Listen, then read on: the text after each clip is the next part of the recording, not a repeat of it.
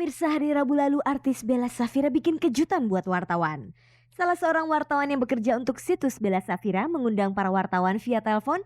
Katanya Bella akan menyelenggarakan konferensi pers Rabu 19 September di Menara Dea Kuningan, Jakarta. Bella akan mengumumkan rencana pernikahannya. Karuan saja berita itu menyebar di kalangan wartawan dari telepon ke telepon. Singkat kata, undangan Bella itu direspon senang hati oleh para media hiburan. Ternyata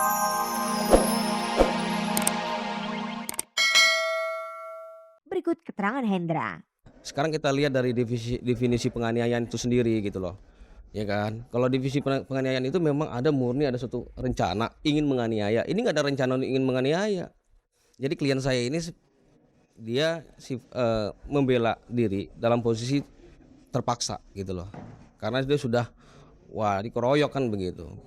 Lalu bagaimana dengan masalah kewarganegaraan Ashraf yang ternyata hingga saat ini diketahui berstatus warga negara India? Kalau saya lihat sih klien saya ini Ashraf secara keimigrasian nggak ada masalah. Ya, tidak ada masalah. Cuma nanti kita akan buktikan pada waktu di persidangan nanti.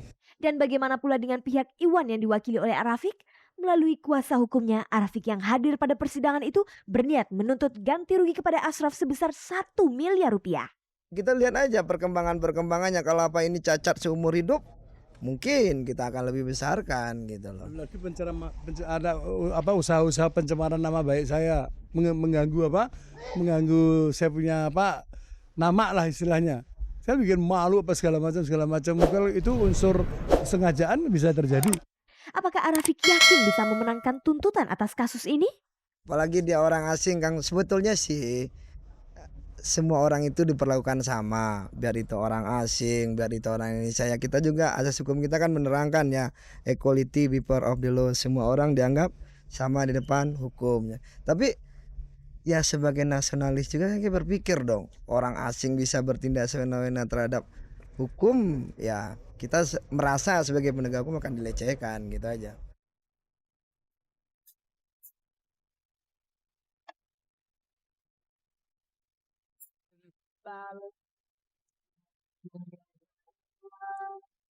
I'll be the one to tuck you in at night, and if you want to leave, I can guarantee you won't.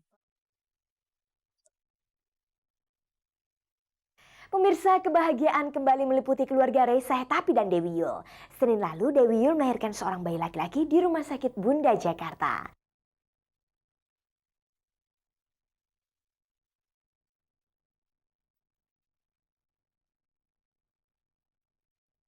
Pemirsa, kebahagiaan kembali meliputi keluarga Reysa Hetapi dan Dewi Yul. Senin 17 September lalu di Rumah Sakit Bersalin Bunda, Dewi melahirkan bayi laki-laki yang diberi nama Muhammad Raya. Kehamilan keempat Dewi ini awalnya sempat dikhawatirkan oleh dokter kandungannya karena usia Dewi yang sudah 41 tahun. Tapi karena ketekunan Ray dan Dewi melakukan konsultasi kesehatan, akhirnya sang bayi yang awalnya diharapkan lahir pada tanggal 1 Oktober mendatang, lahir tanggal 17 September lalu melalui operasi sesar. Semula Dewi berharap bisa melahirkan melalui proses persalinan normal seperti kelahiran pertamanya. Namun karena kondisi kesehatan dan faktor usia yang sudah tidak memungkinkan, sejak kelahiran anak kedua hingga sekarang Dewi melahirkan melalui operasi sesar. Karena dulu Giska agak susah keluarnya dan menimbulkan trauma buat kita gitu, buat keluarga. Jadi setelah Giska, adik-adiknya semua diputuskan sesar. Karena panggul di dalam terlalu kecil. Itu tersiksa sekali udah waktu Giska itu. Ketika proses persalinan berlangsung, apakah Bang Ray berada di sisi Dewi? Iya, semua anak-anak tiga-tiganya. Tiga-tiganya kumpul semua semalaman sampai besok paginya. Bagaimana reaksi suami dan anak-anaknya ketika melihat bayinya lahir dengan selamat? Bersyukur masih dipercaya sama Allah untuk dititipin anak. Rencananya sampai kapan akan memberi ASI bagi sang bayi? Saya mau usahakan eksklusif semaksimal saya bisa. Jadi enggak. Saya tadi juga ditanya sama susternya mau pakai susu formula, saya bilang enggak lah. Kalau saya masih memungkinkan ASI saya bagus, dijauh-jauhin dulu deh dari susu formula.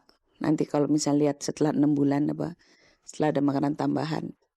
Setelah memiliki 4 orang putra dan putri, apakah Dewi akan tetap menjalani karir di dunia hiburan? Oh, kerja sih tetap. Tapi udah ada rencana mau bikin apa? Albumnya masih ada 4 kali yang belum diedarin. Mungkin dalam waktu dekat ada yang mau diedarin tapi nggak tahu yang mana. Karena stoknya udah ada.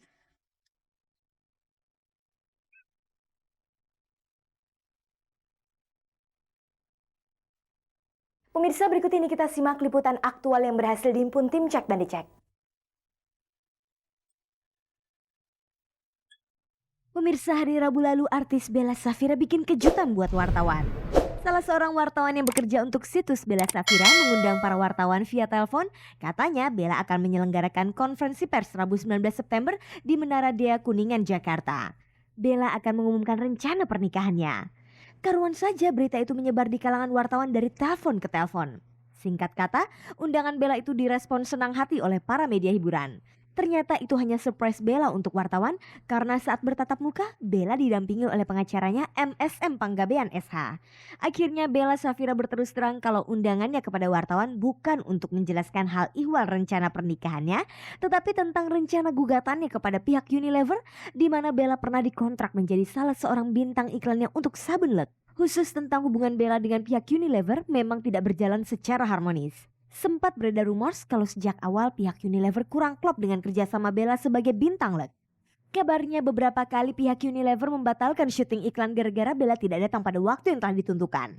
Ketidakharmonisan itu berlanjut ketika Bella mengiklankan produk-produk iklan yang dianggap tidak sesuai dengan image sabun Lux. Konflik pun akhirnya muncul ketika tiba-tiba muncul kabar kalau Bella diputus kontrak secara sepihak oleh pihak Unilever sebagai bintang Lux. Dan kini Bella menggugat pihak Unilever karena merasa dirugikan.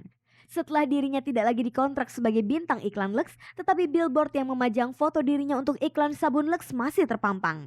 Padahal kontraknya sudah berakhir sejak bulan Februari 2001 lalu. Kita juga sudah berusaha menyelesaikannya dengan cara musyawarah dan mufakat dalam jangka waktu yang cukup panjang. Dari surat pertama kita masuk itu tanggal 17 April. Tahun ini, tahun 2001, tapi belum somasi ya, masih surat aja ya, supaya jadi kita bisa menyelesaikannya secara kekeluargaan ya, jadi nggak ada ribut-ribut gitu. Pokoknya kita berusaha menyelesaikannya dengan baik. Tapi ternyata tanggapan yang diberikan oleh mereka, respon terhadap perbuatan melawan hukum ini tidak, kenapa Bang? Tidak seperti yang kami harapkan, yaitu kata musyawarah dan mufakat itu. Sejauh ini khususnya di jalan-jalan utama yang ada di Jakarta, pihak Unilever memang tidak lagi memasang iklan Bella tersebut. Lantas, di mana Bella melihat iklan dirinya itu masih dipasang? Di Bandung. Iya, di Jalan Sunia Raja, bersimpangan dengan Jalan Otista, di sebelah Hotel Kedaton, Viadek, Bandung. Saya bersama 3 orang saksi lainnya itu menyaksikan dengan mata kepala sendiri. Gitu. Jadi saya menyaksikan itu tanggal 13 April, lalu saya sempat lewatin lagi 14 April, dan 17 April itu kita layangkan ke mereka korespondensi yang pertama. Apakah hingga saat ini billboard itu masih dipasang di tempat yang sama?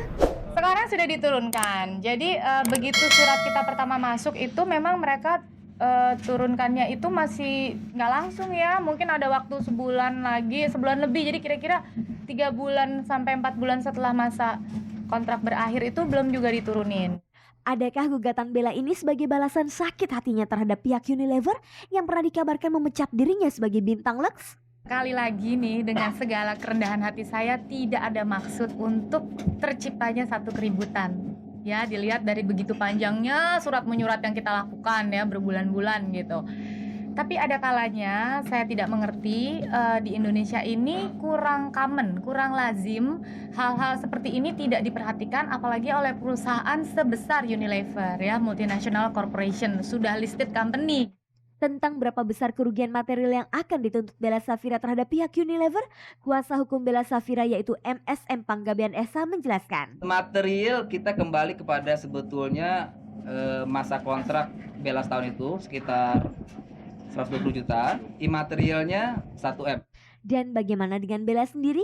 Apakah ia sudah mantap untuk membawa kasus ini ke meja hijau? Maju ke pengadilan ini adalah satu langkah yang terakhir kita pilih.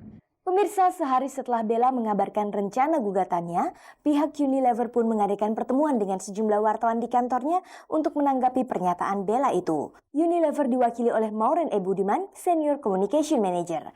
Bagaimanakah pihak Unilever menanggapi gugatan Bella tersebut? Untuk Anda ketahui, sampai saat ini kami belum menerima surat gugatan, sehingga kami belum tahu apakah kami digugat atau tidak. Jadi kami baru tahu dari media. Kontrak Bella dan Unilever telah berakhir bulan Februari 2001 lalu. Namun ternyata masih ada billboard iklan Lux dengan gambar Bella yang masih terpampang di Bandung, Jawa Barat hingga bulan April lalu. Bagaimanakah hal itu bisa terjadi? Jadi pada waktu April itu memang kita dalam proses untuk pengambilan tarik-tarik itu kan ada gilirannya semuanya. Nah mungkin yang ini prosesnya itu sedikit terlambat.